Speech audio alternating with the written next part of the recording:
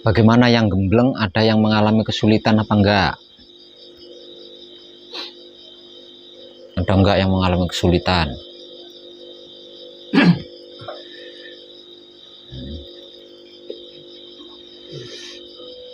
Ada. Gembleng itu kan kesulitannya sebenarnya kan hanya ada dua.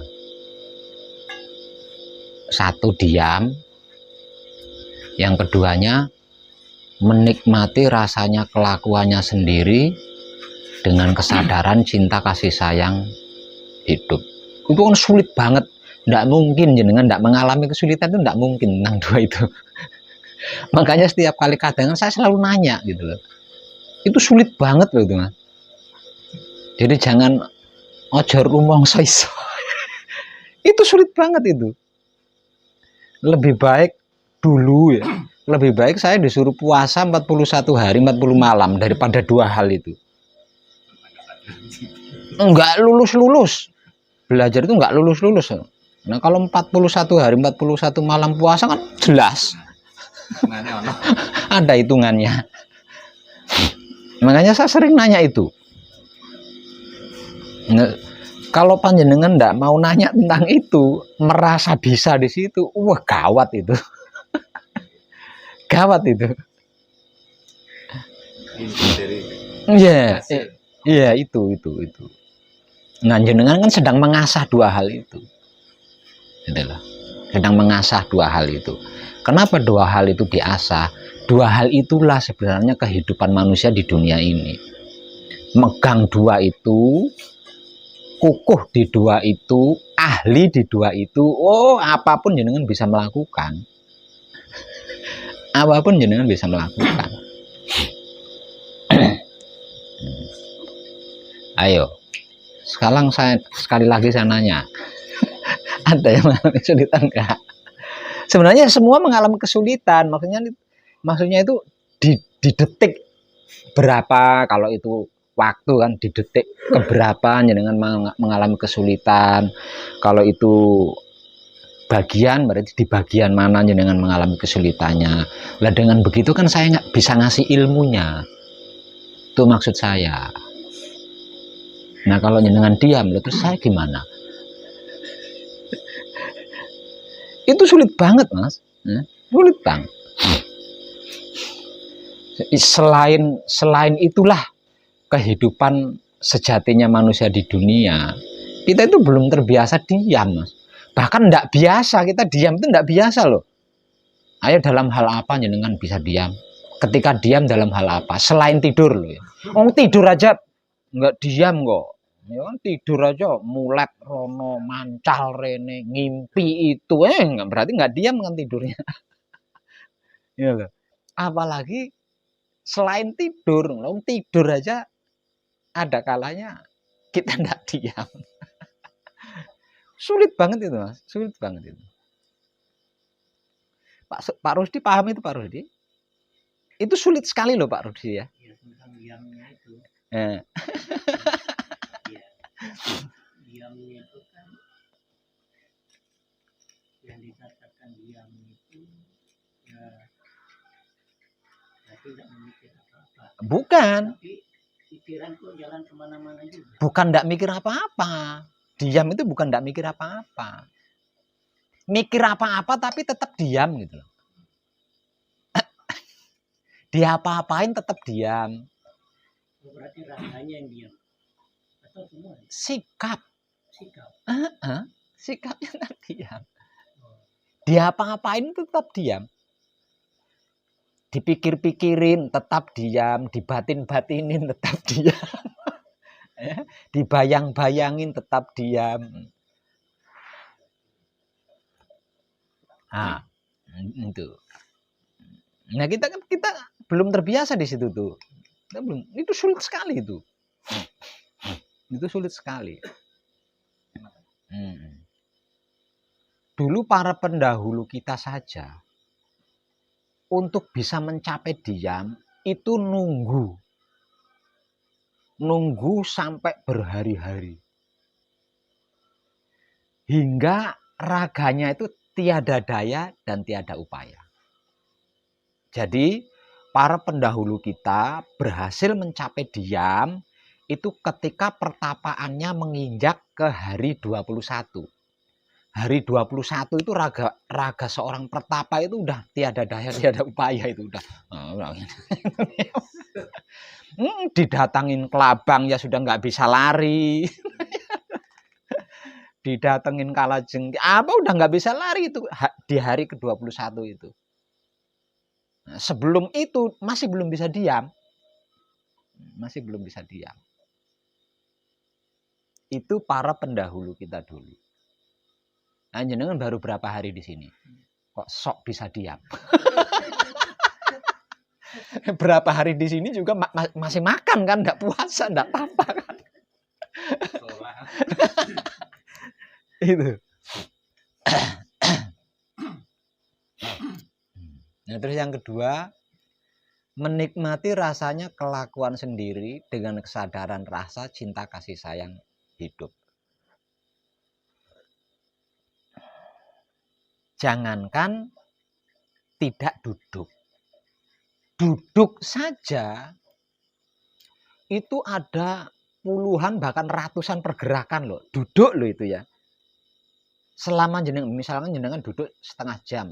Selama jenengan duduk setengah jam itu kalau panjenengan berhasil menikmati rasanya itu udah puluhan bahkan ratusan pergerakan itu.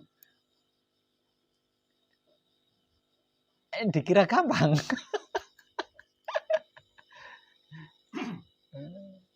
Oh, dulu itu saya sudah hampir nyerah tentang pelajaran itu udah nggak lulus kok. Ada saja yang tertinggal.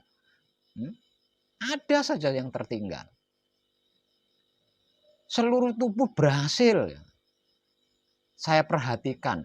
Berhasil menikmati rasanya kan berarti berhasil memperhatikan kan. Ya ndilalah.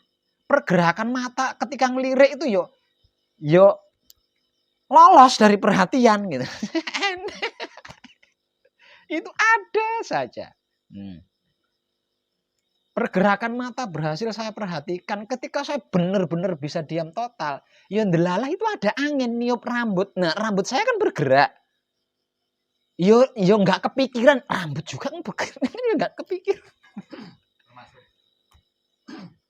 Jenengan kira gampang itu?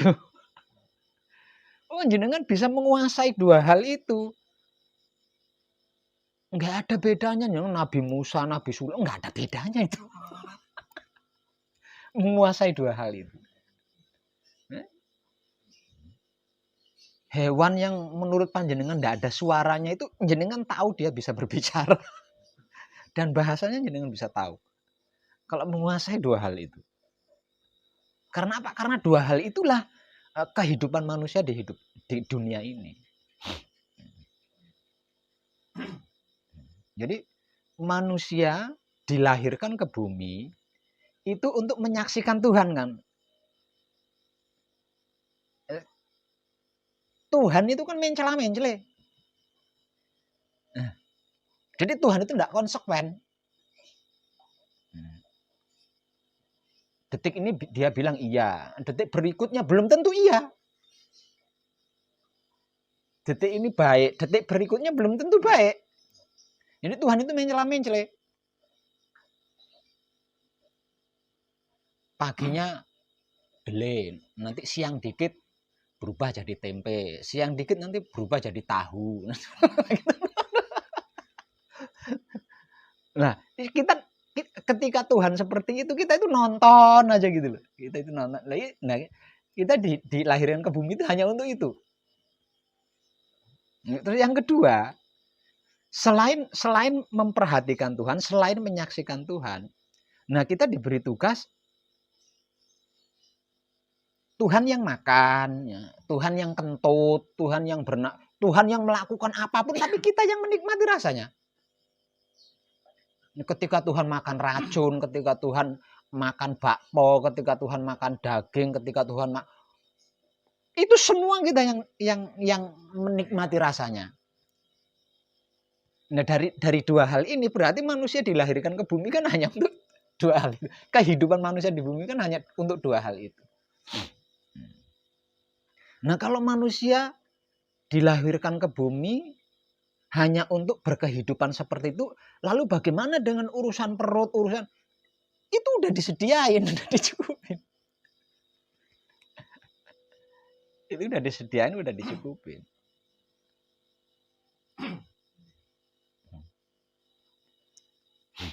Artinya kita itu sudah dipekerjakan gitu. Yang namanya orang pekerja pasti dibayar kan. Jadi pekerjaan kita itu hanya dua hal itu.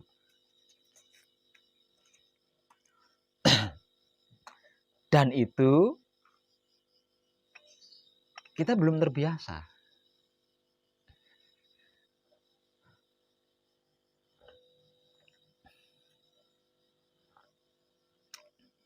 Yeah. Dan itu kita belum terbiasa.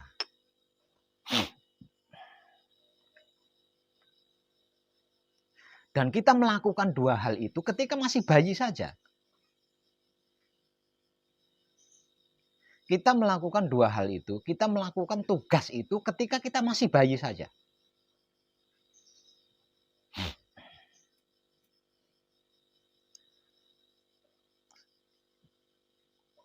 Setelah bayi itu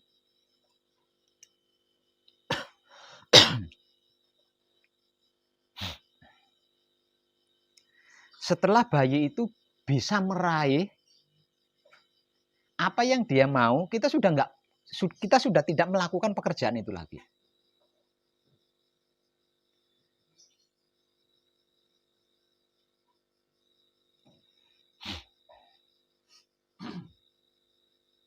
Coba panjenengan perhatikan, kalau panjenengan sudah menjadi bapak, coba panjenengan perhatikan bayi panjenengan. Ketika panjenengan nyaman dengan istri, seperti apa keadaan bayi panjenengan? Ketika panjenengan bahagia dengan istri, seperti apa keadaan bayi panjenengan? Ketika panjenengan cekcok dengan istri, seperti apa keadaan bayi panjenengan? Pernah nggak jenengan memperhatikan bayi panjenengan sejauh itu? Makanya nggak tahu kan? Bayi itu keadaannya bergantung dari suasana kedua orang tuanya. Nah, bagi bayi, Tuhannya kan kedua orang tuanya itu. Jadi apapun yang dialami oleh kedua orang tuanya itu dia rasakan.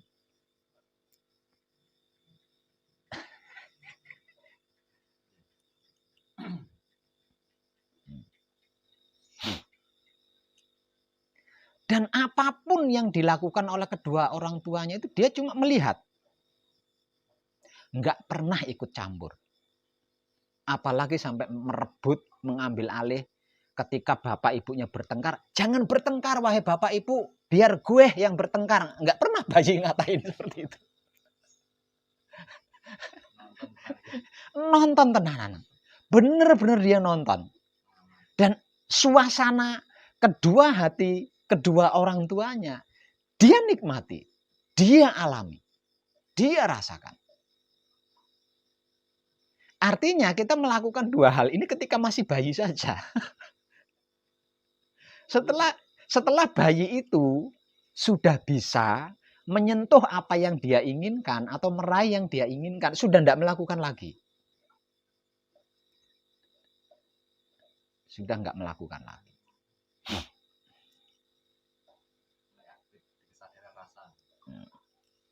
Bukan begitu. Karena dia kapok. Selama ini aku memperhatikan kalian berdua. Sedikit pun nggak ada baiknya. Makanya saya sekarang menghentikan.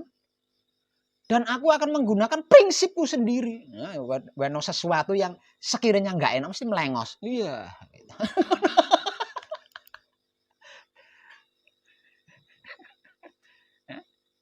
Dipaksa tangannya bisa menangkis. Karena dia sudah merasa tidak cocok.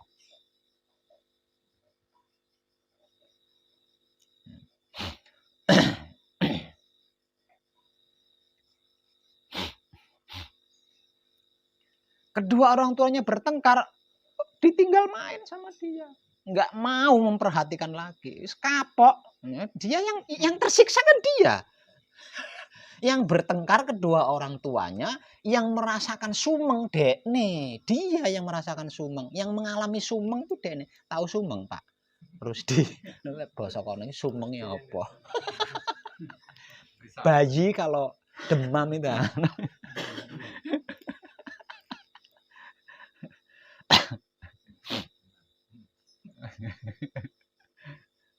Itulah. Karena dia udah jenuh, udah kapok kan, nggak ada baiknya dan dia nggak pernah mengalami bahagia. Akhirnya dia nolak kan, menggunakan kelakuannya sendiri, menggunakan prinsipnya sendiri. Sudah nggak mau lagi memperhatikan dan menikmati rasanya kedua Tuhannya yang kacau balot itu tadi.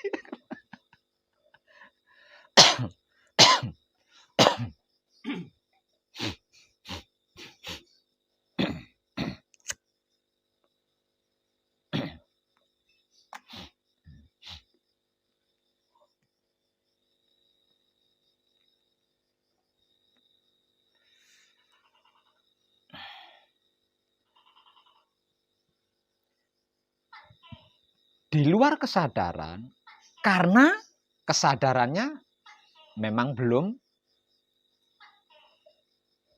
mengerti, belum memahami, dan belum mengetahui cara menggunakannya seperti apa. Makanya prinsip pribadi yang dia lakukan di luar kesadaran semuanya. Nah, dikarenakan kelakuannya tersebut,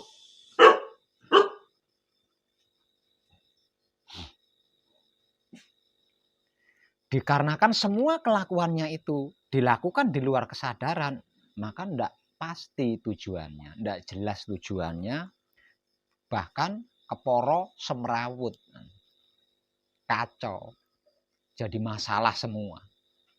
Karena dilakukan di luar kesadaran, bukan di dalam kesadaran.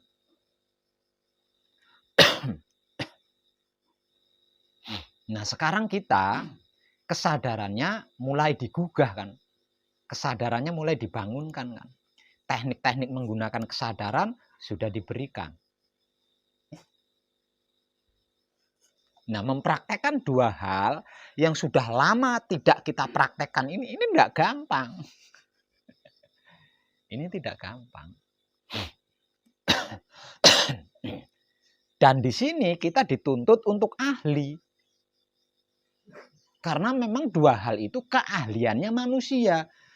Jadi seluruh makhluk yang diberi keahlian dua hal itu hanya manusia. Upin. Duduk. Nah, ini duduk. Diam. Lihat itu, Upin diam. Lihat itu, Upin diam itu. Wis bener-bener ning kandang buru ya rene.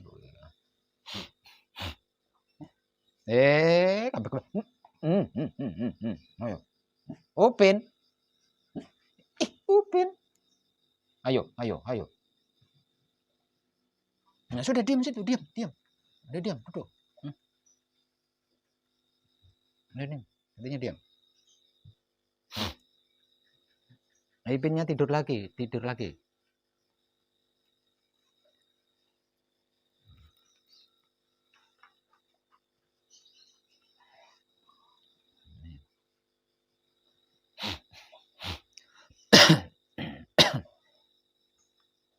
Coba jenengan yang mengatakan mengalami kesulitan itu di bagian apa, Mas? Yang dari mana jenengan? Oh, yang dari Jember. Ya, di bagian apa coba? Oh, ketika menikmati rasanya kelakuan. Hatinya sini. Nanti dipukul lagi katanya. Mau dipukul. Nanti gitu tuh. Nanti dipukul gitu. Ayo. Di bagian apa, Mas? Ya, menikmati rasanya kelakuan itu tadi. Ya karena jenengan belum terbiasa kan di situ. Nah, motivasi dari saya agar lebih mudah gitu ya menikmati rasanya kelakuan, dikarenakan sistem menikmati rasanya kelakuan itu kan menggunakan kesadaran cinta kasih sayang hidup kan. Nah, yang membuat rumit kan di situ, yang membuat tidak gampang kan di situ. Nah, kalau menikmati rasanya dengan perasaan gampang banget. Nah, ini teknik menikmati rasanya itu dengan kesadaran cinta kasih sayang hidup. Maka di dalam kesadaran cinta kasih sayang hidup kan panjenengan masih mengkaji di situ kan, masih dalam rangka mengkaji kan. Jadi motivasi dari saya kurangi aktivitas, kurangi pergerakan. Kurangi aktivitas, kurangi pergerakan. Nah, dengan aktivitasnya dikurangi, pergerakannya dikurangi, berarti kan sedikit kan ya. Kelakuan yang dinikmati rasanya kan berarti hanya sedikit kan. Itu motivasi dari saya. Dengan begitu nanti mudah. Nah, kalau terlalu banyak pergerakan-pergerakan yang kita nikmati rasanya, kasih jalan Mas, kasih jalan. Nah, kasih jalan. Kalau terlalu banyak pergerakan-pergerakan yang kita nikmati rasanya dengan kesadaran cinta kasih sayang hidup, wis wong banyak, wong sedikit aja. Biasanya orang belajar kan sedikit demi sedikit kan.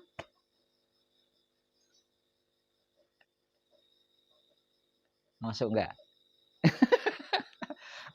Sekarang perkaranya jenengan betah ndak diem itu. Nah, kembalinya kan diam itu tadi, kembalinya. Betah enggak jenengan diam? Tidak banyak bergerak gitu, enggak banyak aktivitas gitu. Enggak banyak aktivitas. Nah, contoh real dari saya, misal kegiatan makan. Ya kan? Nah, kegiatan makan itu kan uber rampenya banyak loh ini ya. Ya kan? Nasi plus lauk pauknya, minumannya kan, minumannya, rokok sak koreke kalau ngerokok kan. Nah, ini termasuk perangkat makan loh ini ya. Nah, agar supaya tidak terjadi banyak pergerakan, lakukan dulu semua ini tadi. Makan, minum, rokok plus korek. Sekali pergerakan. Nanti kumpulin. Setelah itu baru kita sempurnakan satu persatu, setahap demi setahap. Bisa paham, Mas? Jadi jangan ngambil nasi terus makan, nanti bergerak lagi ngambil air makan, minum, nanti setelah minum bergerak lagi ngambil rokok, pijit-pijit, tolah-toleh banyak korek, bergerak lagi ngambil, wah kebanyakan pergerakan, mumet ya dengan di situ. Itu tekniknya seperti itu tekniknya.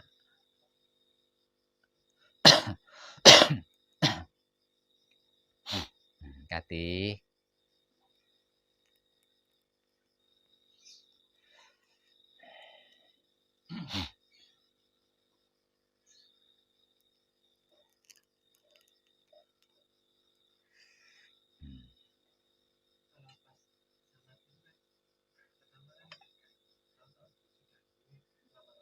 Ya dibetulkan lagi.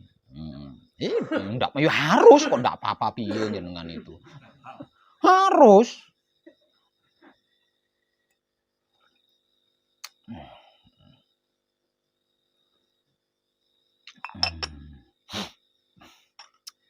Coba yang lain letak kesulitannya di bagian apa? Yang lain coba.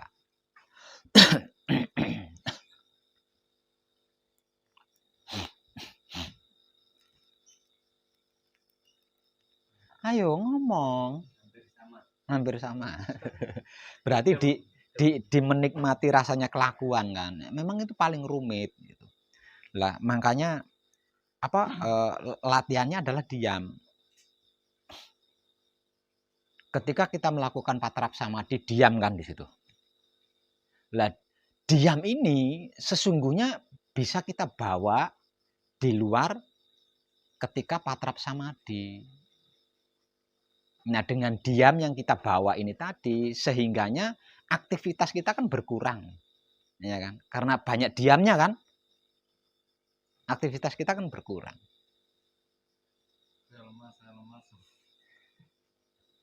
Nah itu.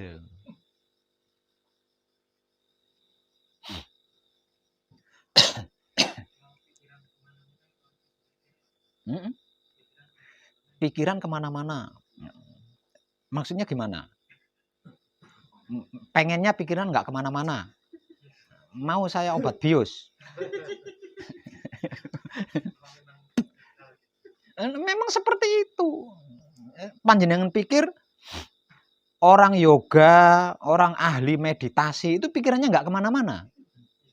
Wah, ngawur. Sama saja, mereka juga pikirannya kemana-mana. Tapi kan mereka mampu menyikapi semua itu dengan diam.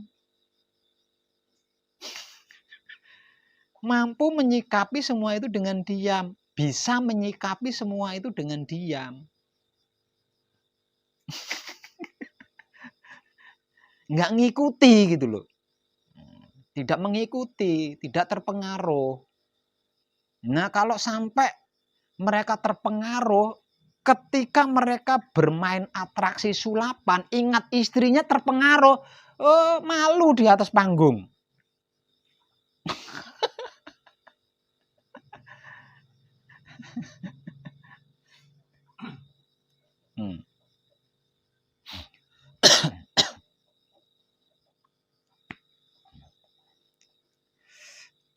Kan berulang-ulang kali dikatakan diam ini adalah penyikapan kan, bukan raga, bukan otaknya, bukan hatinya, bukan.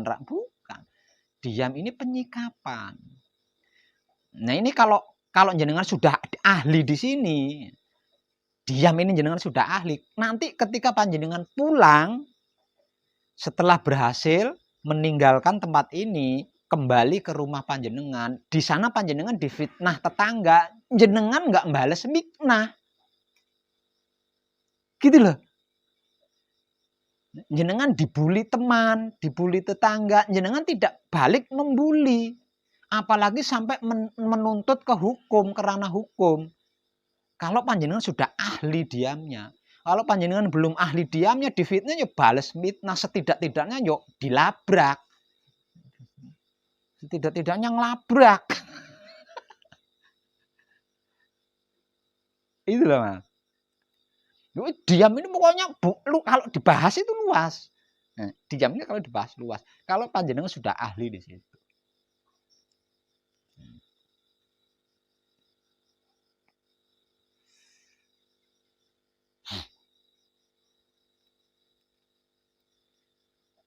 Oke. Kenapa? Kenapa ada orang berselisih paham, bertengkar? Karena salah satunya tidak ada yang bisa diam.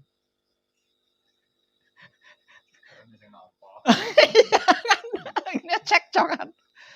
Karena salah. Padahal itu alasannya sepele banget. Karena salah satunya tidak ada yang mampu diam, tidak ada yang bisa diam. Coba kalau salah satunya bisa diam, mampu diam. Berhenti cekcoknya Mas. Nyekcok sendiri, stres.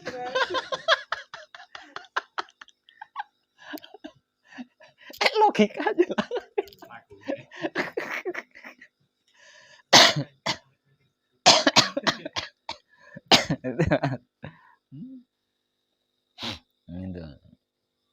Itu apa keluarnya loh ya. Kalau ke dalamnya urusannya sama Tuhan tuh. Diam itu untuk Tuhan, bukan untuk sesama makhluk. Tapi berkahnya itu sampai ke situ loh. Berkah daripada diam itu nyampainya ke masyarakat. Mau nanya apa tadi Pak Rusdi? Tadi tentang anak bayi itu. Itu pada saat itu dia masih belum sama rangka, belum apa. Itu dia menggunakan kesadaran. Tidak. Tidak menggunakan kesadaran, tapi menggunakan hidup. Asli menggunakan hidupnya. Dia belum menggunakan 4 anasirnya. Asli murni masih menggunakan hidup. Bahkan kesadaran yang menjadi gerak-gerik hidup pun dia belum tahu. Sehingga dia tidak berkepentingan gitu loh. Dia tidak berkepentingan di situ. Karena belum mengetahui bahwa kesadaran itu adalah gerak-gerik hidup. Jadi dia tidak berkepentingan. Makanya nggak diwajibkan terima kasih kalau bayi. Tidak diwajibkan untuk mengucapkan terima kasih. Tidak diwajibkan untuk bersyukur gitu loh. Nah itu dikatakan masih suci Pak Rusdi. Masih suci. Nah, seiring berjalannya waktu hilang nih. Stempel suci ini hilang. Stempel suci ini hilang. Nah itu kita bisa bercermin dari kehidupan ketika masih bayi. Hanya dengan menyaksikan Tuhannya, hanya dengan menikmati rasanya kelakuan Tuhannya, dia pengen baju baru, pengen baju bersih, tinggal nangis aja. Bajunya ganti baru. Gimana itu? Lapar. Enggak susah-susah. Buruh nyangkul dulu. Ya. Enggak susah-susah buruh nyangkul dulu, berhari-hari nungguin bayaran. Dia enggak susah repot-repot seperti itu enggak. Tinggal prominanya datang. Prominanya. Coba, gimana itu Pak Rusdi? Maksud enggak? Jadi jangan takut. Tentang selain itu jangan takut, jangan ragu, jangan khawatir. Tinggal datang.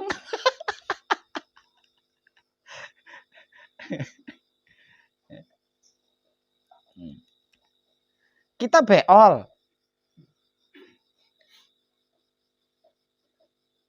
Kencing. Susah payah kita sudah mencari toilet, cebok sendiri lagi. Ya. Kalau nggak ketemu toilet, ya di pinggir kalen. Ya kan? Bayi ndak harus bersusah payah seperti itu. Kencing sekencing-kencingnya, beol sebeol-beolnya, dan kembali suci lagi. Tanpa dia bersusah payah membersihkan pantatnya, kembali suci lagi. Buktinya kalau pantatnya bayi itu suci apa? Lah, diciumin. Coba kalau nggak suci, mana ada yang kolu nyiumin pantat?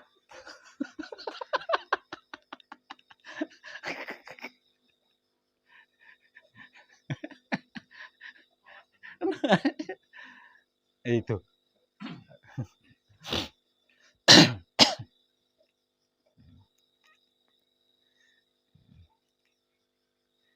Nggak berhenti di situ.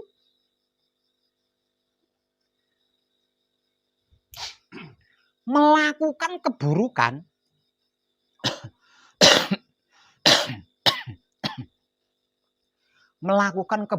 bukan hukuman yang dia terima.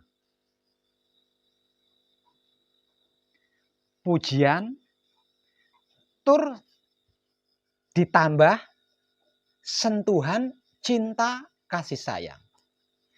Dipuji ketambahan sentuhan cinta kasih sayang. Seorang bapak atau seorang ibu yang ketika itu berperan menjadi Tuhannya si bayi, ngudang nih. Kalau Jawa itu ngudang ya namanya. Kalau Sulawesi apa? Menimang ya. Iya, menimang ya. Si bayi ditimang-timangkan. Tang ding dong, ding dang ding dong, nang ding dong. Kencing dia cur di wajah. Pas di sini dia kencing cur.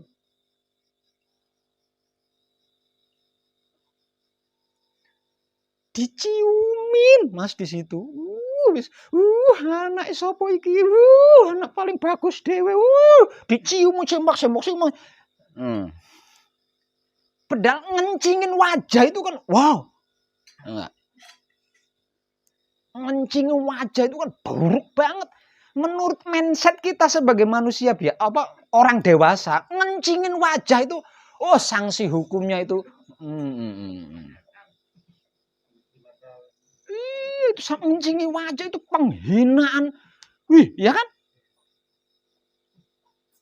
Tapi ketika dikencingi makhluk yang masih suci, dibuat raup, kencingnya itu dibuat raup, diciumin lagi yang mencium.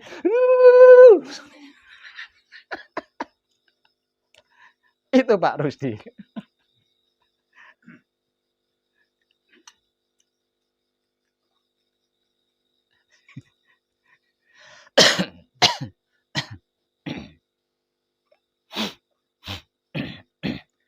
Kenapa sekarang kita sudah cerdas otaknya, ya.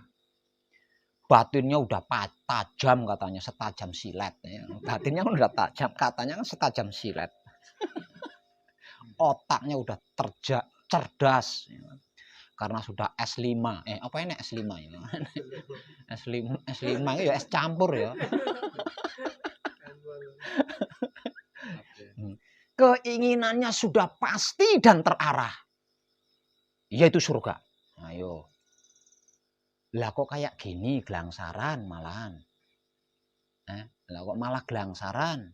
Kok malah terlunta-lunta Pak Rusdi? Ayo. Itu gimana ceritanya itu Pak Rusdi? Kok kalah sama bayi yang otaknya masih tumpul, hatinya belum tajam, tujuannya juga masih enggak tahu tuh, surga apa neraka, apa supermarket, itu belum tahu dia.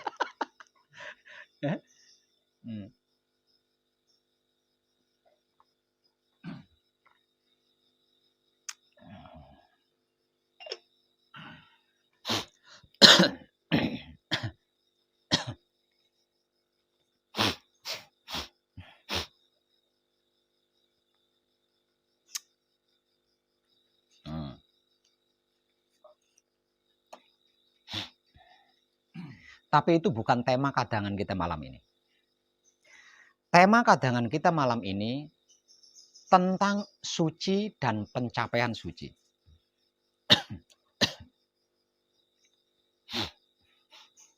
Suci sesungguhnya adalah keadaan maha suci. Suci itu adalah keadaan maha suci.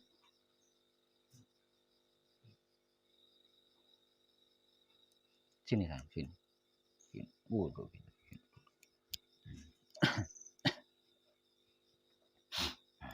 Lah, suci yang menjadi keadaan maha suci ini, kalau bahasa makhluknya, suasana hatinya manusia, ya. Paham suasana hati? Paham nggih? Sama. Jadi suci itu kalau Tuhan itu berhati, tapi masa Tuhan dikasih hati yo. Nah piye ya? Ya engko cenderung kok mesakne cuma welas AC-nya cuma sama Pak Kardi aja, nanti sama saya belum tentu welas AC kalau Tuhan punya hati. Tapi ini cuma penggambaran saja ya. Cuma penggambaran saja. Jadi kalau difilosofikan, suci itu adalah suasana hatinya Tuhan, katakanlah seperti itu. Tapi bahasa paling sederhana dari saya adalah suci itu keadaannya. Jadi suci itu keadaannya Tuhan. Jadi keadaannya Tuhan itu adalah suci. Nah, suci ini bukan bentuk kan?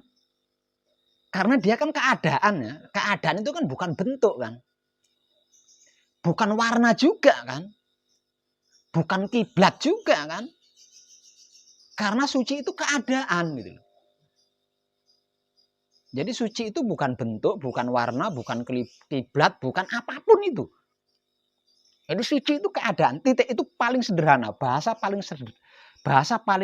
sederhana untuk menyederhanakan arti maksud suci adalah keadaan. Nah, kalau untuk ukuran makhluk, suasana gitu. Nah, suasana suci. Keadaan suci. Keadaan suci berarti suasana suci. Kalau suasana itu kan untuk ukuran makhluk ya. Nah, kalau untuk ukuran Tuhan adalah keadaan. Jadi suci itu adalah keadaan. Suci itu adalah keadaan Tuhan. Nah, suci selain bukan bentuk, bukan warna, bukan kiblat, juga suci ini tidak bisa dicampuri dengan apapun. Tidak bisa tercampuri oleh apapun.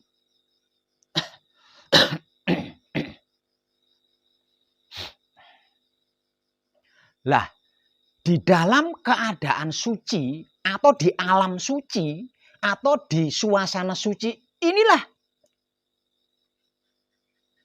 yang disebut Tuhan menciptakan apapun. Jadi apapun yang ada, bahkan yang tidak ada, menurut kasat mata kita, itu berawal dari suci itu tadi. Berasal dari suci itu tadi. Dan berbahan dengan suci itu tadi. Tidak ada sesuatu apapun yang tidak berasal dari suci. Apapun itu loh. Bahkan kotoran ayam loh ya. Semuanya, segalanya, seluruhnya itu bermula, itu berawal, itu berasal dari suci. Berbahan suci. Dicipta di suci. Dan diturunkan, entah di mana turunnya, juga dari suci itu tadi. Selain tempat yang menjadi awal mula kejadian, suci ini juga menjadi rujukan akhir. Jadi apapun yang diciptakan Tuhan, yang kasat mata atau yang tidak kasat mata, pada titik akhirnya akan kembali lagi ke suci itu tadi. Dan menjadi suci lagi. Apapun loh itu ya. Apapun itu. Tanpa terkecuali. Karena untuk bisa kembali menyatu menjadi Tuhan lagi, berarti kan harus suci. Lah dari sini kita bisa mengambil kesimpulan bahwasanya seluruh makhluk itu akan kembali ke suci dulu, baru bisa menyatu dengan Tuhan.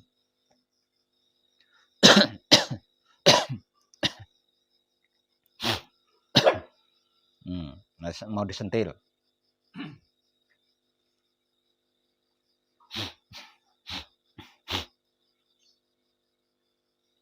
Lah dari apa yang sudah saya sampaikan tadi, kita bisa menarik benang merahnya. Berarti jika ada makhluk berhasil mencapai suci, berhasil kembali kepada suci, apalagi sampai manunggal atau bersatu kembali dengan suci, rahasia apapun sesungguhnya sudah terpegang di situ. Rahasia apapun sesungguhnya sudah terpegang di situ. Pertanyaan apapun sesungguhnya jawabannya udah dapat di situ, udah dapat di situ.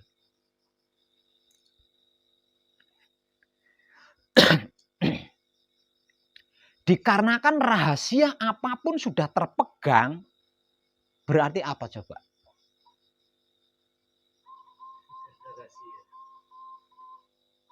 Nah, kalau sudah tidak ada rahasia, terus apa coba?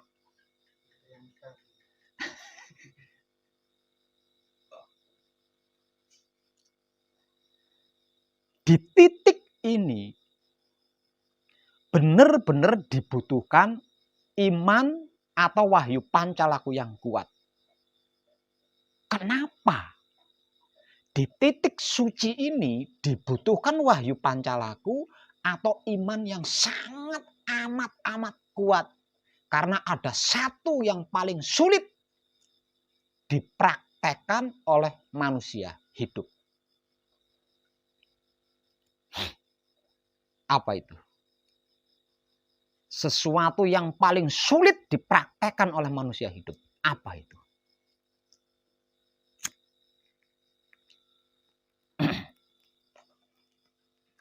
Belum tahu nih.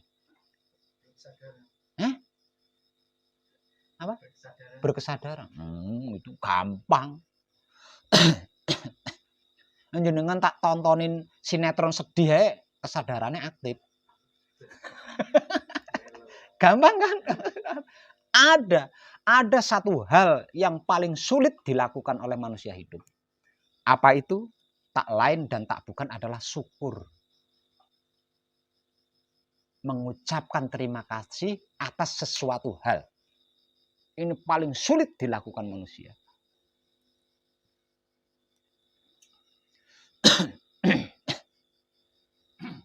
Kalau wahyu pancalaku kita belum kuat, atau iman kita belum kuat, mencapai suci ini mudah sekali jatuh. Mudah sekali jatuh. Karena itu saya bahasakan, atau saya gambarkan, atau saya istilahkan seperti sebutir telur di ujung tanduk. Kalau imannya belum kuat atau wahyu pancalakunya belum kuat. Sebab apa? Sebab akan mengalami kesulitan untuk mengucapkan terima kasih. Nah, kesulitan mengucapkan terima kasih ini tadi, kesulitan bersyukur ini tadi yang menjadikan apapun itu kembali ke kemanusiaan lagi. Kalau istilah Jawanya kemanungsan. Akan kembali ke kemanusiaan lagi yang tidak bisa memanusiakan makhluk lain. Jadi dampak dari tidak bersyukur ini, apapun itu akan kembali kepada kemanusiaan yang tidak bisa memanusiakan sesama makhluk hidup.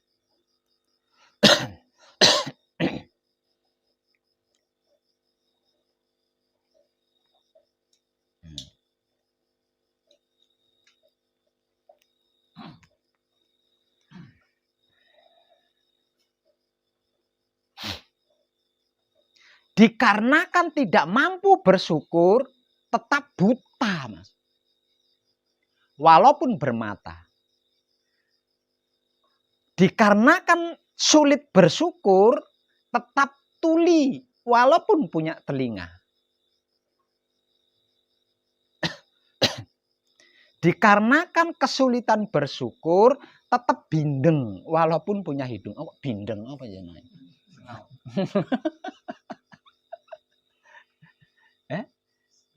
Dikarenakan tidak bisa bersyukur, tetap gagap walaupun punya mulut.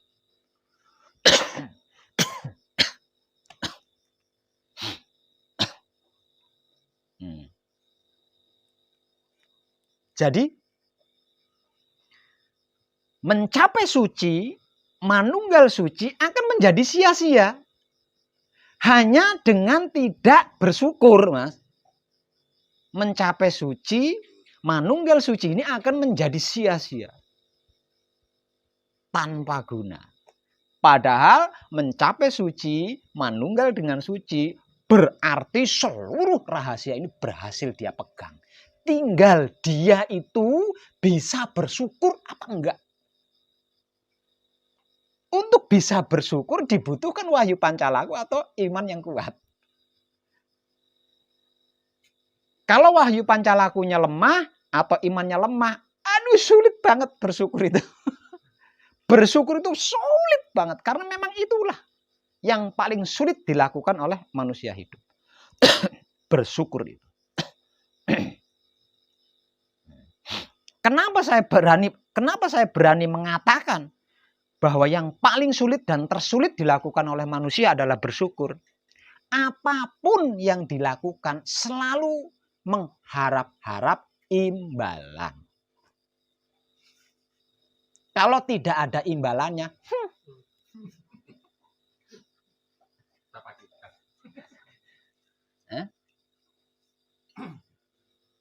ada yang pernah berangkat haji di sini? Ada. Bahkan kepergiannya berangkat haji itu loh karena mengharap imbalan. Kalau tidak ada iming-iming imbalannya, eman-eman.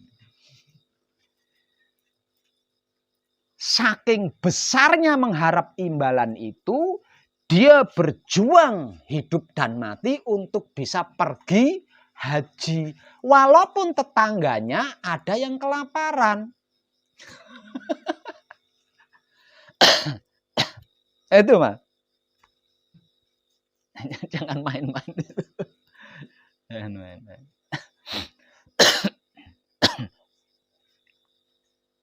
Apapun yang kita lakukan itu karena kita menginginkan imbalan, karena kita mengharap imbalan. Apapun itu. Ayo, siapa yang mau bantah?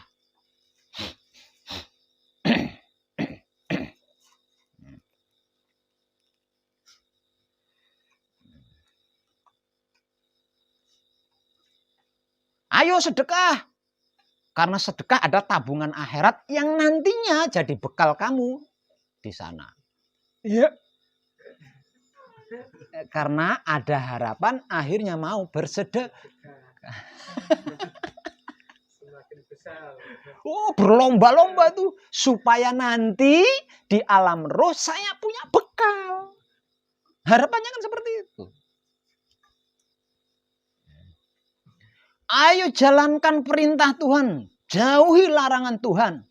Karena hanya dengan begitu kita akan tinggal bersama Tuhan di dalam surga, di mana ada makanan dan minuman yang lezat, dan itu disajikan oleh 41 bidadari. Nonyeng, cantik-cantik.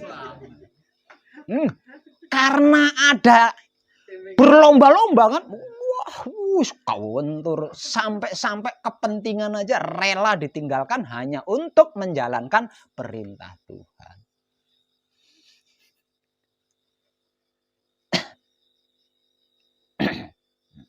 Berbuat baiklah.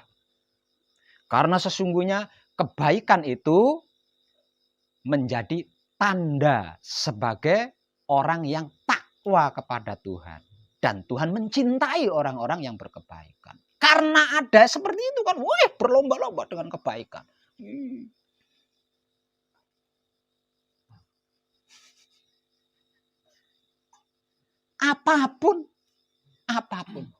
Apapun yang kita lakukan, itu adalah dagangan milik kita yang hendak kita tukarkan dengan milik Tuhan.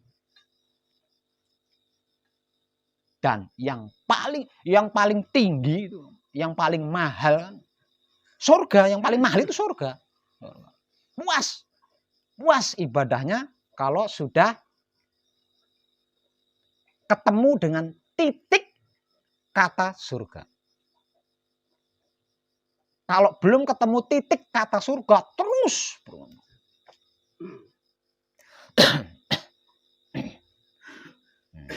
Nah terus, kapan bersyukurnya? Nah kalau kita hitung-hitungan terus sama Tuhan, bisnis terus sama Tuhan, berdagang terus sama Tuhan, kapan bersyukurnya?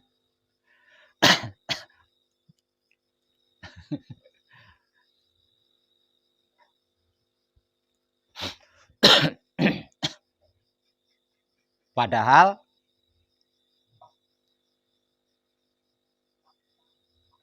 kita bisa ada ya. Kita bisa ada ini loh.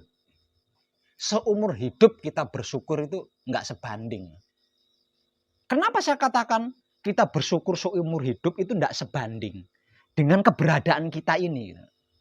Karena kita bisa nggak ada loh Mas. Karena kita bisa nggak ada. Itu satu tok itu. Kita dijadikan ada ini loh. Ini sudah disyukuri dengan cara apapun itu nggak sebanding. Belum yang lain loh ya. Belum yang lain. Seperti pagi kita bisa bangun lagi. Walaupun dihimpit hutang kita tetap bisa bernapas. Ayo. Tetap bisa bernapas. Difitnah sana, dipuji sana, tetap kita ayo.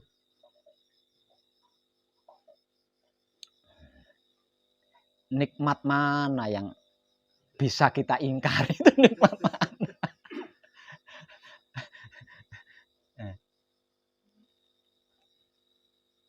Lah untuk ini dibutuhkan pancalaku atau iman yang sangat kuat. Jika tidak, setelah mencapai suci, manunggal dengan suci, kita akan seperti ini lagi.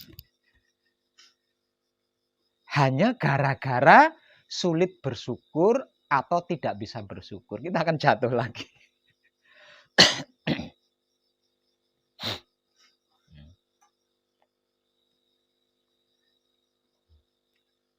Jadi di setiap saatnya itu banyak yang sudah tertumpuk, tapi kita masih minta terus. Nggak pernah mengucapkan minta dikasih, ngucapin terima kasih itu nggak pernah. Minta dikasih diterima, minta dikasih diterima, terus minta terus gitu. Nggak pernah terima kasih, nggak pernah itu. Jadi semua yang sudah ada ini belum ada satupun yang berlogo terima kasih. Apa yang sudah kita miliki saat ini hampir semuanya itu tidak berlogo terima kasih.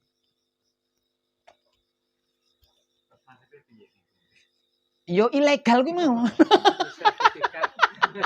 Jadi ilegal itu tadi. Rawan diciduk polisi kan. Lah ilegal. Jadi jangan nyesel kalau dirampas. Lah wong ilegal kok. Kalau dirampas sama polisi itu jangan nyesel. Lah wong ilegal, enggak ada sertifikatnya. Enggak ada surat izinnya. Gitu.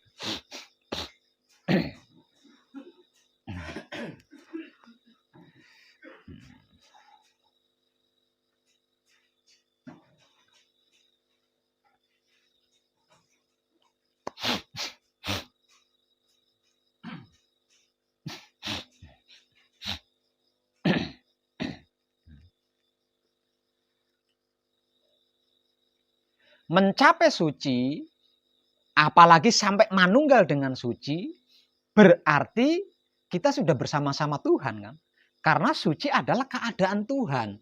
Berhasil mencapai suci, apalagi sampai manunggal dengan suci, berarti kan kita berada bersama Tuhan.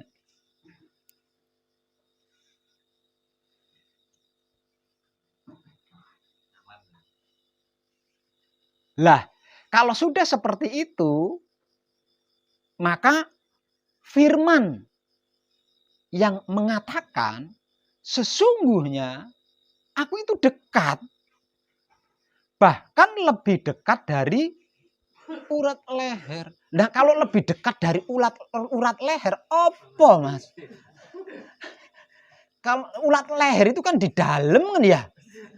Kalau lebih dekat dari urat leher berarti apa coba? Lah kalau sudah seperti itu, apa yang mustahil mas? Yang mustahil apa? Perkaranya itu kita tidak mau bersyukur. Karena tidak bisa bersyukur.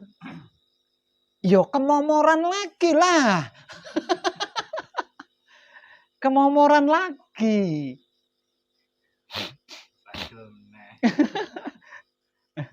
Nanti timik-timik berusaha menggapai lagi. Setelah berhasil menggapai, jatuh lagi kan, kemomoran lagi. Berupaya menggapai lagi, jatuh lagi, menggapai lagi. Apa enggak capek? Apa enggak capek? Tuhan Maha Pengampun, enggak mungkin. Wah, kamu berkali-kali sampai di sini, bosen aku sana. Enggak mungkin Tuhan seperti itu. Tapi apa enggak capek seperti itu terus? Apa enggak capek?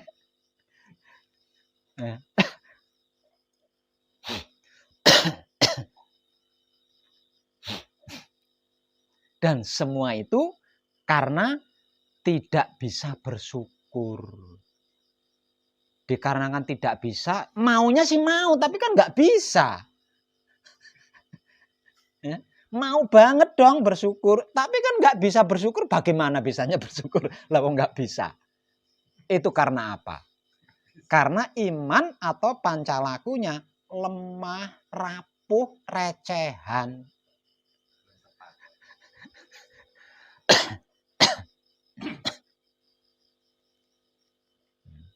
Makanya walaupun tidak sedikit, walaupun sudah mencapai suci, bahkan manunggal dengan suci, tetap masih kurang, Mas. Ada sesuatu yang tidak puas. Karena apa kok seperti itu? Lah belum bisa apa-apa. Gagal lagi. Belum bisa apa-apa. Banyak belum bisanya. Akhirnya meragukan pencapaiannya sendiri. Padahal banyak tidak bisanya itu karena tidak bersyukur. Aslinya cuma ngono tok. Luputnya itu di situ. Luputnya itu di situ.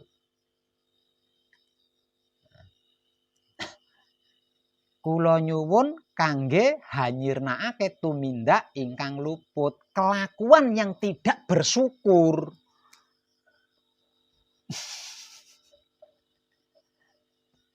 Artinya kalau tidak bersyukur, kalau tidak mengucapkan terima kasih kepada apapun itu luput, Mas.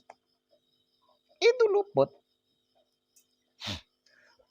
Nggak ketemu, klimaknya itu nggak ketemu, kliknya itu nggak ketemu. Bagaimana bisa menggunakan wahyu panca gaib untuk itu dan ini, lawong nggak ketemu ujungnya. Kok bisa nggak ketemu ujungnya? Lawong nggak mau bersyukur. Siapapun dia, jika sudah memahami tentang ini, ketika dia berhasil mencapai suci dan manunggal dengan suci, kan tahu kalau itu adalah rahasia dari seluruhnya. Itulah yang dimaksud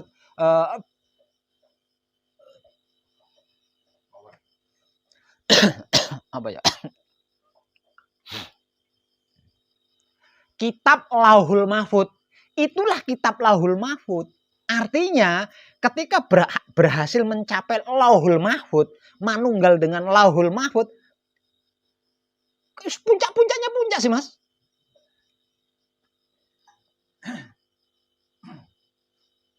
Siapapun dia, jika iman atau wahyu pancalakunya kuat, ketika mencapai suci, menggapai suci, manunggal dengan suci, atau mencapai Lauhul Mahfud, manunggal dengan Lauhul Mahfud, dia tahu bahwa di dalam dirinya ada terlalu banyak yang diakui tapi tidak berlogo terima kasih.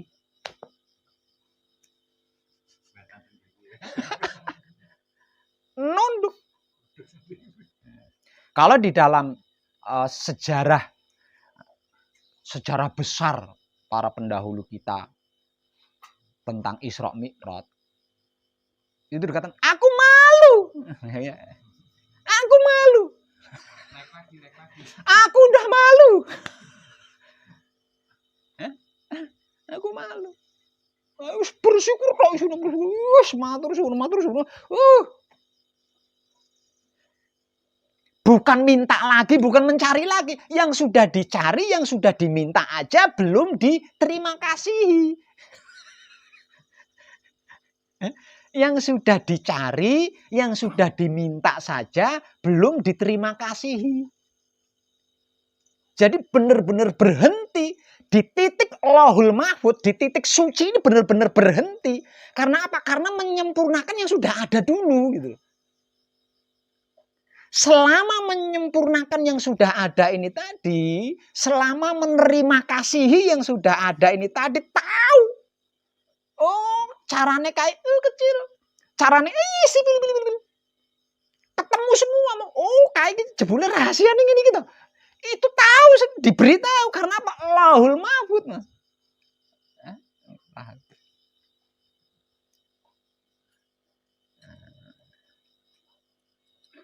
Semakin sibuk bersyukur, semakin cepat lembaran-lembaran kitab Lauhul Mahfud itu terbuka. Cepat.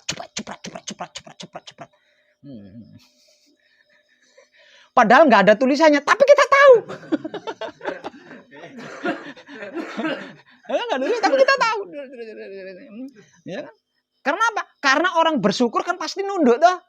Wah, matur suwun, matur suwun. Lah kitabe kan ngisor. Ora ini kitab ning dhuwur ini. Lah dia ngebet-ngebet kan ngeroh karo ngelirik.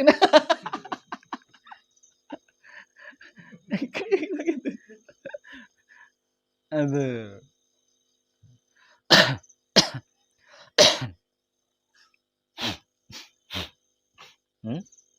Mencapai suci, manunggal dengan suci, atau mencapai titik lauhul mahfud, apalagi sampai manunggal dengan lauhul mahfud. Oh, jalan kehidupan tahu, jalan kematian tahu, jalan kebaikan tahu, jalan keburukan tahu, jalan menuju apapun kita tahu, plus dengan cara-caranya. Jalan kaya raya tahu, jalan beristri banyak tahu. Plus dengan cara-caranya. Lawang tertuang di situ semua kok. Semuanya kan berasal dari situ, ya. Semuanya berbahan dari situ dan kita ada di situ. Nah, ini logika aja, Mas.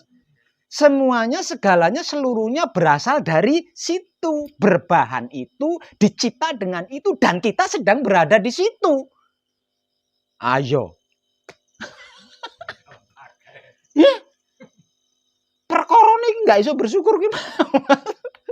Jadi kita tetap buta walaupun punya mata. Istilah saya kan seperti itu.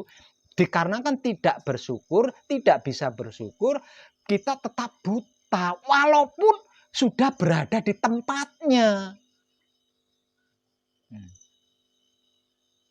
Sudah sampai di rumah, setelah melakukan perjalanan jauh dengan Uber rampe yang kita bawa kan, udah nyampe di rumah, rangselnya nggak diturun-turun, itu masih mubeng-mubeng gendong rangsel ke dapur, bawa rangsel terus karena buta itu tadi, Mas, walaupun punya mata. Jadinya kan nggak tahu kalau dia sedang berada di puncak-puncaknya segala puncak. Tuh. Tas digendong sendiri, masih dicari tasku tadi di mana, mondar-mandir dapur, ruang tamu, kamar terus.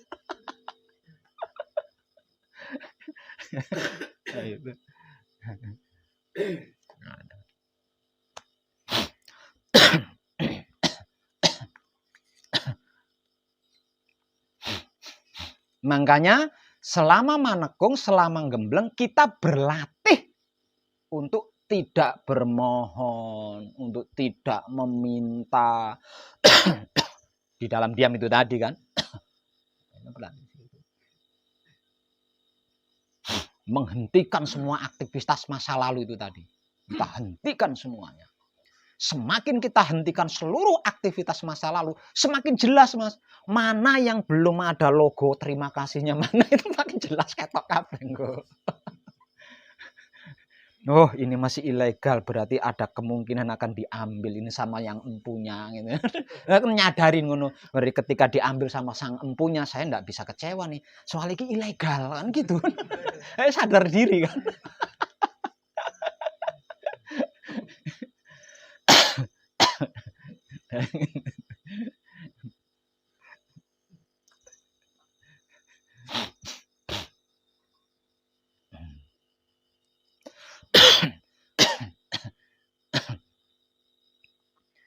Nggih napa nggih Pak Lebe?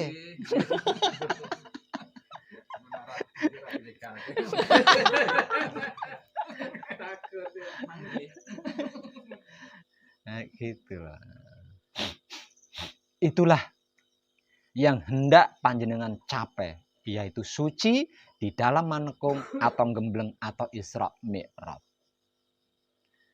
Kalau setelah Mi'raj panjenengan tidak malu, tidak mengalami malu seperti pendahulu kita, yaitu junjungan kita Nabi besar Muhammad SAW yang mengatakan, aku malu Jibril, jenengan nggak mengalami itu. Oh, siap-siap, jenengan kok kemomoran.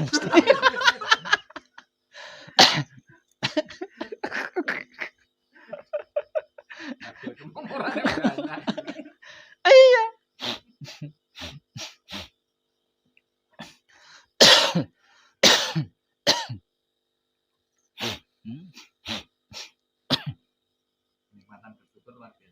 Iya, itu menyelamatkan fitrah kita. Syukur inilah yang bisa menyelamatkan fitrah kita. Syukur inilah yang bisa menyelamatkan kesucian kita setelah berhasil kita capai. Kalau tidak, kita akan berpisah lagi. Arep pegatan nah karo suci. Wis pegatan karo suci, wis koyo ngene iki.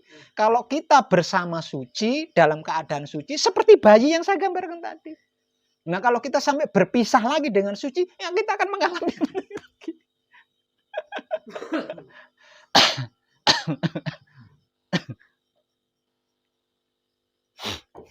Ngomong-ngomong iki kerekam orang kok. Ngomong wakeh ora kerekam kan eman-eman. Oh iya kerekam. Kalau kerekam kan ada agendanya gitu.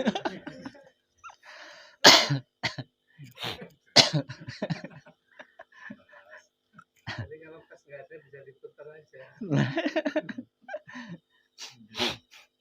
Nah, gitu lah.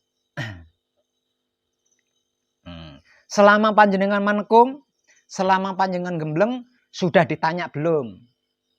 Berapa kali terima kasihnya? Udah ditanya belum?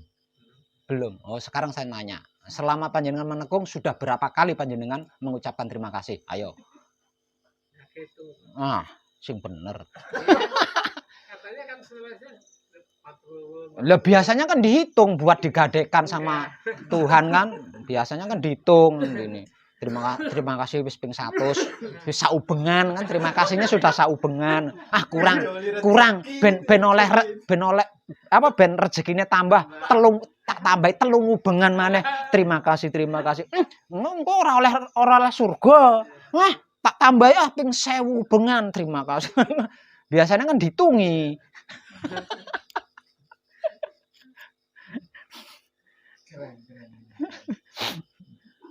Dikiranya Tuhan nggak tahu, makanya dihitungi. Dikiranya Tuhan nggak bisa ngitung kan. Kita berapa kali mengucapkan terima kasih, dikiranya Tuhan nggak tahu, makanya kita ngitung-ngitung terus. Terus kalau sudah banyak hitungannya laporan, Tuhan sudah 1000 kali nih, mana surganya? Iya.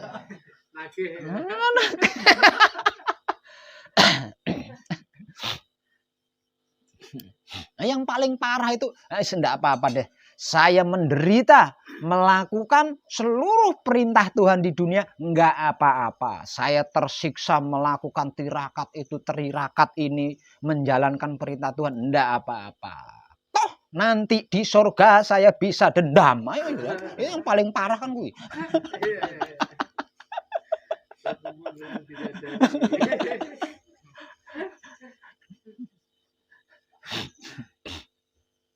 Lah, sistem hitung-hitungan ini tidak bisa menyentuh wahyu pancagaib.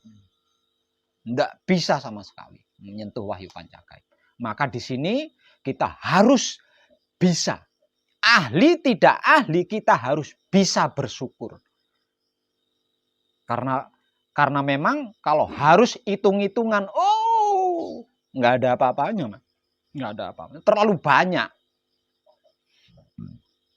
yang sudah diberikan kepada kita itu terlalu banyak. Satu saja tidak sebanding dengan ucapan terima kasih yang sudah kita ucapkan.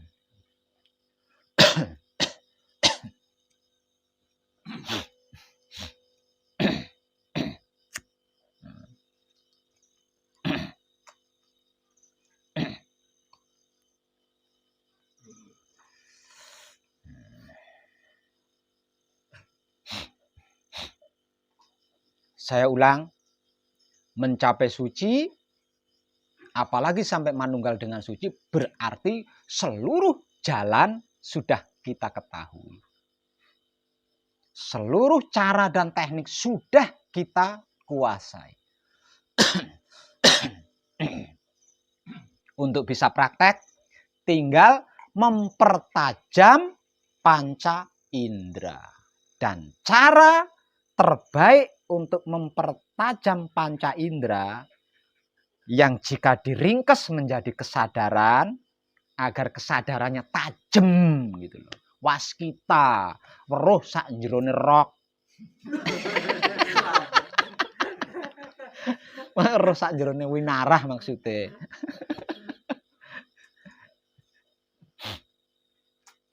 adalah bersyukur.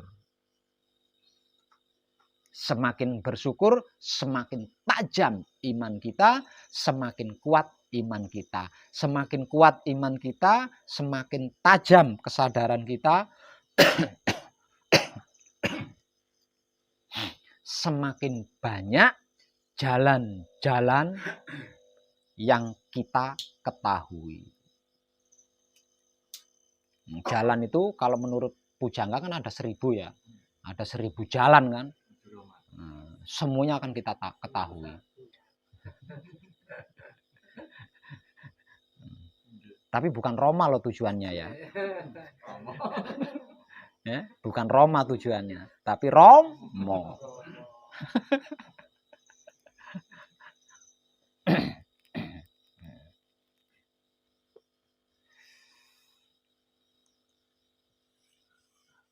Makanya saya berulang kali, kalau kita mau, apapun kita itu bisa. Setelah berhasil mencapai suci dan manunggal dengan suci, apapun kalau kita mau itu sesungguhnya kita bisa. Karena kita sudah tahu jalannya gitu loh. Jangankan jalan yang lain yang sudah pernah kita lalui, walaupun itu di luar kesadaran ya. Jalan apapun kan sesungguhnya pernah kita lalui. Hanya ketika kita melaluinya kan di luar kesadaran, sehingga kita tidak bisa merekam kan. Jangankan jalan lainnya yang pernah kita lalui, walau ketika melaluinya di luar kesadaran. Jalan mati itu loh yang belum jenengan alami, diketahui ketika berhasil mencapai suci, apalagi sampai manunggal dengan suci. Jalan kematian atau jalan untuk mati, caranya mati gitu loh maksudnya. Caranya mati itu seperti apa, bagaimana, itu akan dikuasai ketika mencapai suci dan manunggal dengan suci. Apalagi jalan-jalan teknik-teknik lainnya gitu. Nah, kalau sudah menguasai itu enggak butuh lebih. Apa be aku seruh dewe gitu.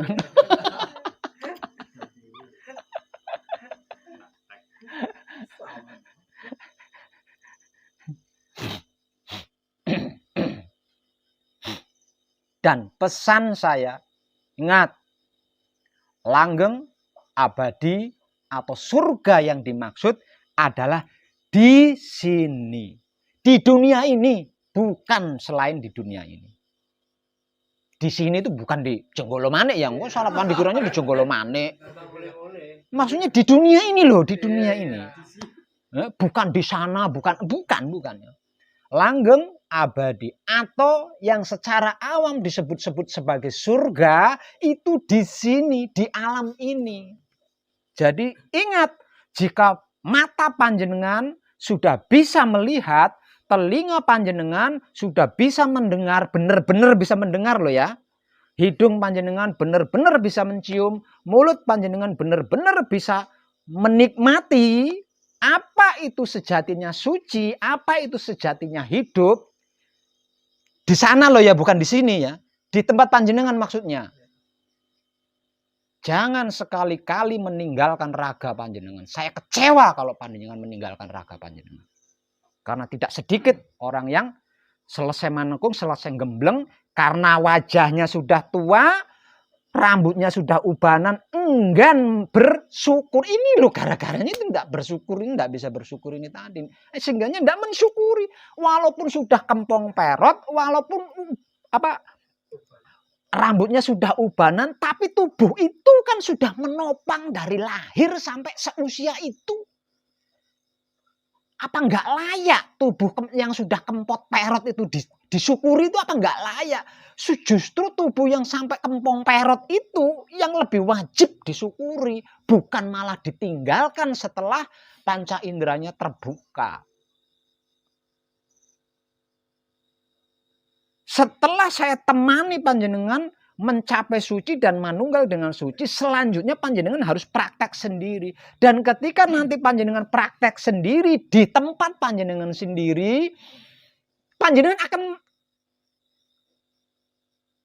seperti yang saya maksud tadi loh. Tapi kan nggak ada saya di situ. Karena di rumah panjenengan sendiri. ketika panjenengan mencapai titik itu lagi, ingat pesan saya. Jangan tinggalkan ragamu, karena seumur hidup panjenengan belum bisa mensyukuri ragamu ini loh.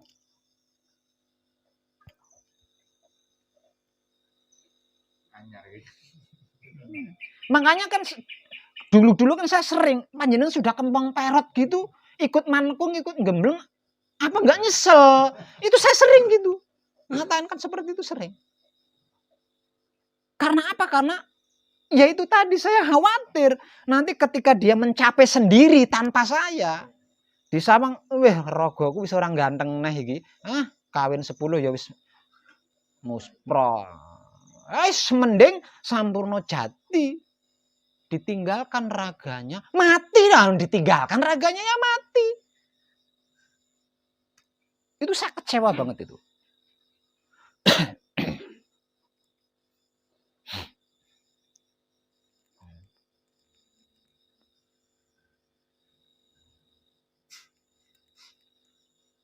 Kenapa kok memilih mati? Lah udah tahu caranya mati kan? Dia kan udah tahu caranya mati. Nggak cocok sama raganya yang sudah tua bangka kan dia langsung merat. Ya tua bangka merat mana? Nah kalau udah tahu, sadar diri kalau tubuhnya itu tua bangka, ngapain ikut manekung? Ngapain ikut manekung?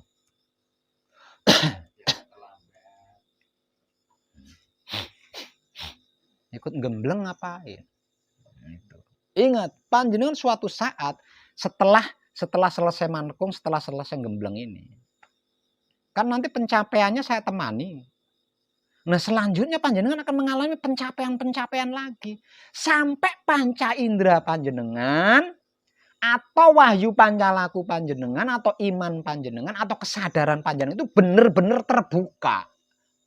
Sehingga seluruh jalan itu panjenengan ketahui sendiri, nggak katanya saya. Dan bisa menguasai sendiri, bukan dari saya. Nah, ketika panjenengan berhasil mencapai itu, ingat, raga panjenengan yang sekarang ini sudah menopang hidup panjenengan, sudah menopang 4 anasir panjenengan dari lahir sampai detik ini loh. Dan itu semua belum panjenengan syukuri. Kasihanilah ragamu sendiri itu. Jangan kau tinggalkan prung gitu, nanti dinggo rebutan cacing tanah. Kasihan kan dia sudah menopang sedulur papat kali mau pancer panjenengan seumur hidup, pada akhirnya diserahkan kepada cacing tanah. Kan kasihan.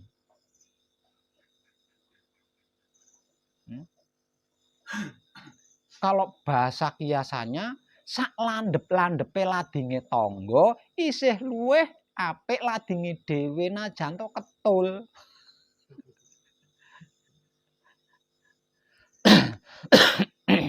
Itu karena apa? Lagi-lagi karena tidak bisa bersyukur, Mas.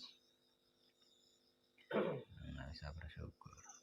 Coba kalau bisa bersyukur. Oh, terima kasih tubuhku yang sudah rentah kan. Akibat mengantarkanku ke sana ke sini sampai kau berwujud renta begini. Wah, matur suwun, diciumi raganya sendiri. Kalau bisa bersyukur. Sudah diantar ke sana, sudah menjadi sarana ke sana ke sini hingga pada titik akhirnya ketemu wahyu panca gaib. Setelah menguasai wahyu panca gaib disentik, disikut. Wah, saya kecewa banget tuh.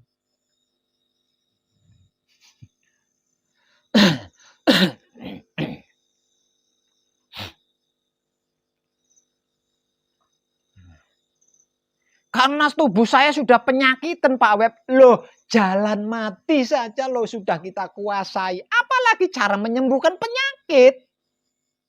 Ketika kita berada di situ, apa yang tidak bisa kita lakukan? Sampai-sampai saya pernah menggambarkan hidung kita ini pesek. Nggak cocok. Karena nggak bisa bersyukur itu tadi kan. Pengen mancung, itu loh bisa kita rubah. Di posisi itu. Gitu.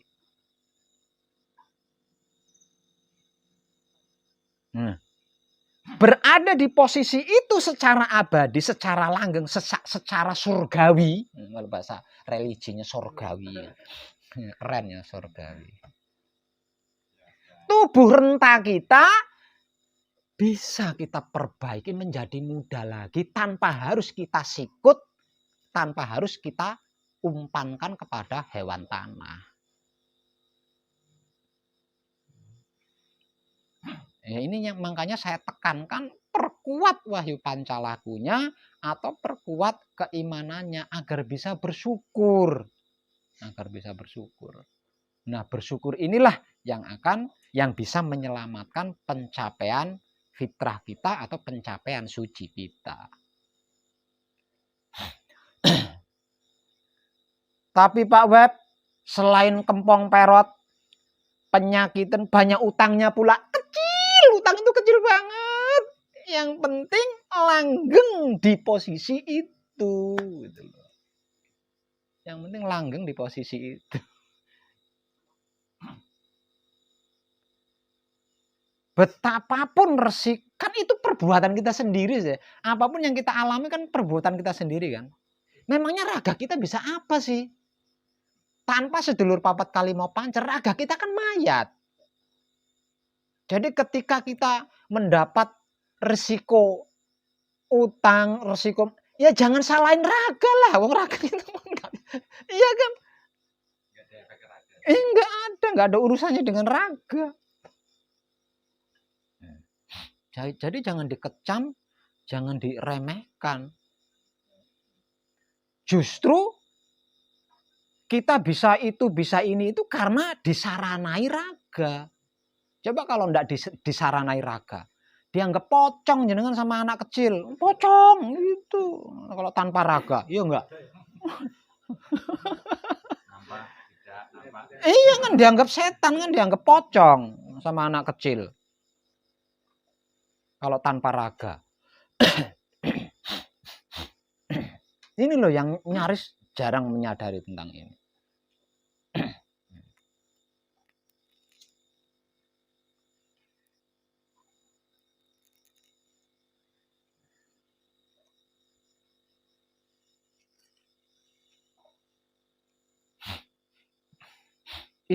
Itulah sesungguhnya pencapaian fitrah atau pencapaian suci yang sedang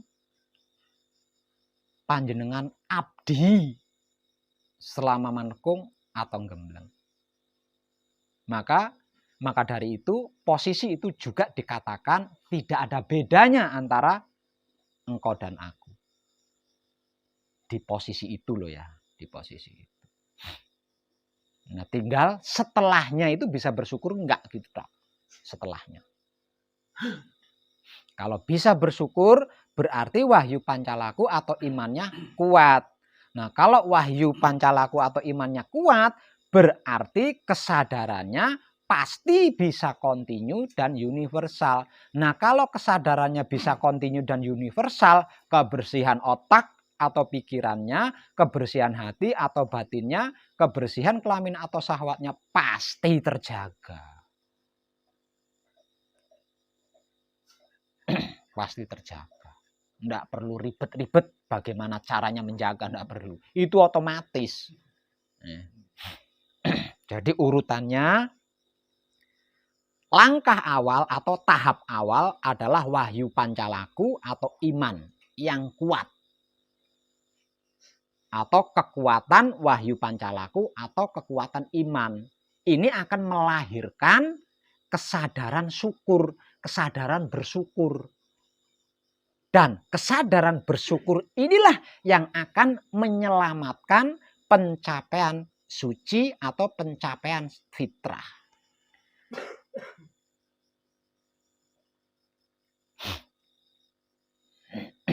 Artinya pencapaian suci atau pencapaian fitrah ini enggak goyah ini ya, tetap terus. Atau dalam kata lain, langgeng. Fitrahnya langgeng. Fitrahnya itu abadi, sucinya itu langgeng, sucinya itu abadi. Nah, kalau sucinya ini sudah abadi, sucinya ini sudah, fitrahnya ini sudah langgeng, Berarti kan kesadarannya itu kontinu tuh. Kesadarannya kan universal. Nah, kalau kesadarannya kontinu, seluruh perbuatan, seluruh kelakuannya sendiri berhasil dinikmati rasanya dengan kesadaran cinta kasih sayang hidup. Berarti kan kesadarannya kontinu. Lah wong seluruh kelakuan bisa dinikmati semua, ya. Berarti kan kontinu, nggak ada putusnya tuh. Dan kesadarannya universal.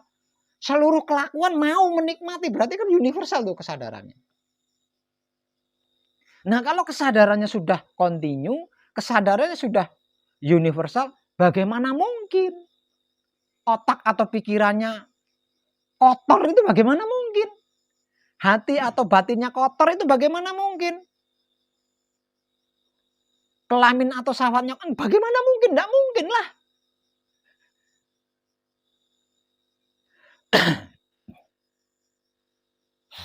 Nah, kalau sudah di situ, orang awam akan menyebutnya apa? Tinggal siap-siap saja. Orang awam akan menyebutnya sebagai waliullah, kekasih Tuhan. Siap-siap. Nah, kalau sudah disebut orang awam sebagai waliullah, sebagai kekasih Tuhan, awas. Jangan ngaku Jibril.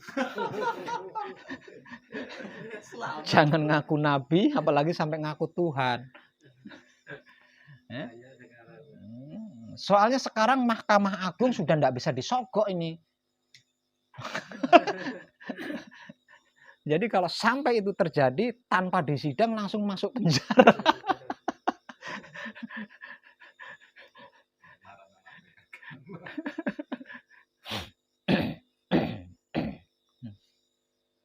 Tuh.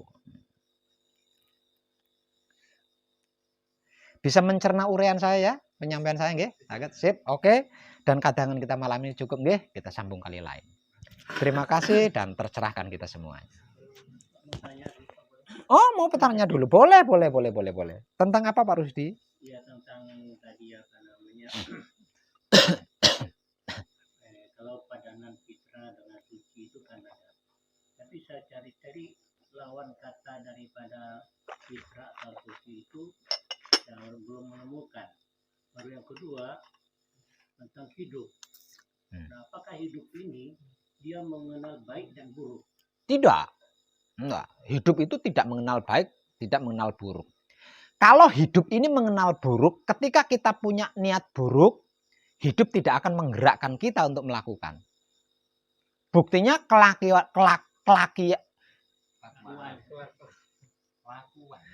Buktinya kelakuan buruk ya bisa kita lakukan, kelakuan baik ya bisa kita lakukan. Kelakuan buruk tetap digerakkan oleh hidup, kelakuan baik tetap digerakkan oleh hidup. Berarti hidup ini kan tidak mengenal baik dan buruk.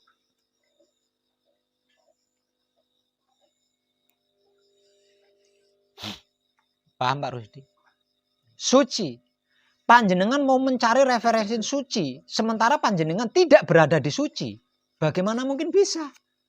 Wong suci itu tidak bisa dicampuri, tidak bisa tercampuri. Suci itu bukan bentuk, bukan warna, bukan kiblat. Tadi sudah saya katakan, suci adalah keadaan Tuhan. Kalau ukuran manusia, suci adalah suasana hati. Ketika hati panjenengan damai, itu suci. Itu makhluk suci. Ketika hati kita itu damai, suasana hati kita itu damai, itulah manusia suci. Aslinya manusia suci itu kan tidak serumit yang kita pikirkan. Selama ini kita mencerna manusia suci itu, ya kan? Padahal ketika seseorang itu suasana hatinya itu damai, tentram, bahagia, itu loh suci, itu loh surga.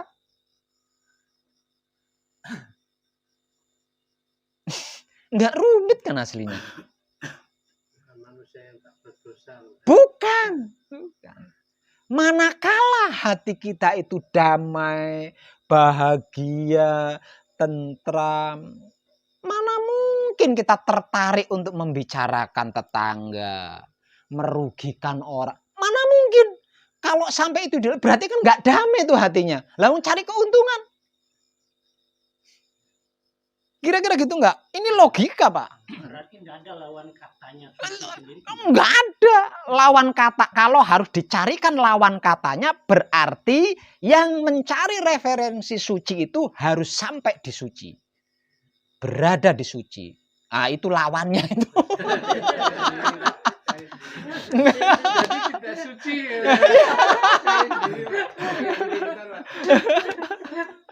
Selamat.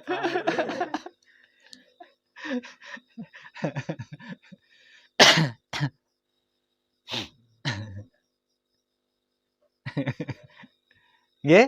Ya. Terima kasih, Pak. Di dalam sejarah, ayo ini tadi kepanjangan ini ya, jadi dawa-dawa gitu, dawa malian. Di dalam sejarah diceritakan ketika Rasul memasuki suci, Jibril mundur. Ya Rasul, hanya engkau yang punya hak di situ. Hanya engkau yang layak. Hanya engkau yang pantas. Aku tidak. Jadi aku nggak bisa menemani kamu sampai ke tempat itu, nggak bisa. Panjenengan tahu, menurut agama, siapa dan bagaimana itu Jibril? Malaikat tercerdas, malaikat teristimewa, malaikat kesayangan. Tidak bisa memasuki suci. Hanya hidup yang bisa memasuki suci. Rasul itu kan utusan. Utusan itu kan ruh Tuhan. Ruh Tuhan itu kan hidup. Aku tiupkan ruhku. Nah itu kan utusan. Itu kan yang masuk Rasul. Nah yang bisa masuk ke situ itu hanya Rasul. Hanya hidup. Bahkan Jibril tidak punya hak. Merasa dirinya tidak pantas gitu loh. Merasa dirinya tidak pantas memasuki tempat itu.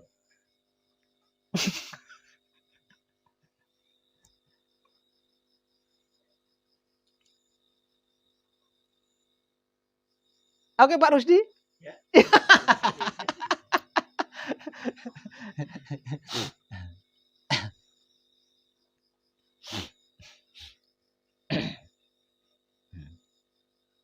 Nah setelah Rasul keluar dari keadaan Tuhan. Ini keadaan Tuhan itu kalau di Isra Mi'raj disejarahkan apa ya?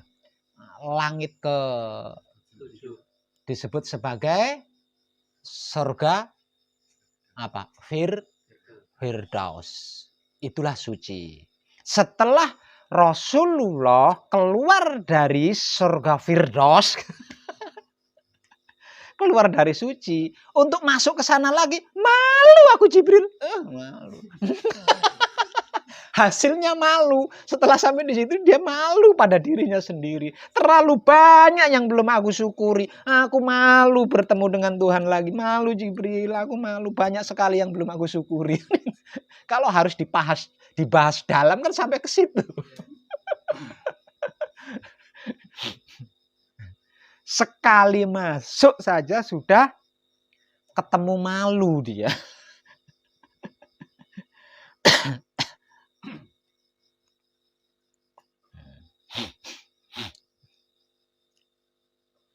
Jadi benar-benar apa ya? Kalau sampai di situ kok nggak bisa bersyukur itu berarti kan benar-benar judes ya. Judes banget ya kan. Apa enggak secara otomatis kalau orang sudah mencapai suci, otomatis dia akan pandai bersyukur. Jangan berbangga diri karena panjenengan sudah merasa beriman kepada Tuhan kalau aku belum menguji keimananmu. Selamat. Supaya jelas. Harus diklikan. Itu Tuhan yang ngomong itu. Jangan bangga dulu karena kamu merasa sudah beriman kepadaku. Lah wong aku belum menguji keimananmu. Iya, makanya saya istilah.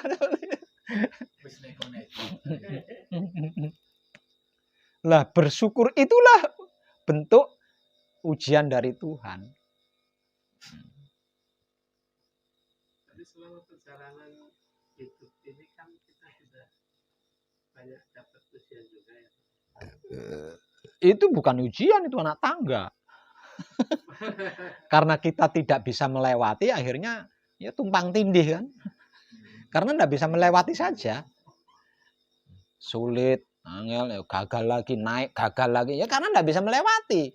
Itu bukan ujian, itu anak tangga. Ujian yang sesungguhnya ujian adalah pandai dan tidaknya kita bersyukur itu tadi.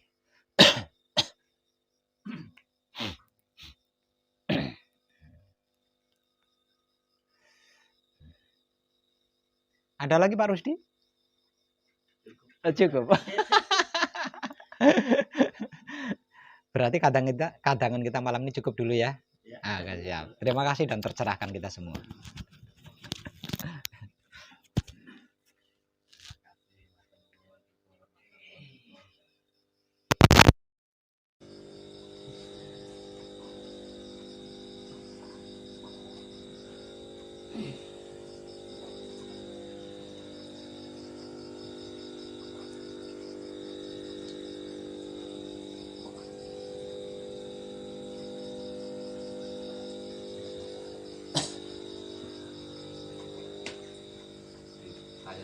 Dalam suasana Tuhan.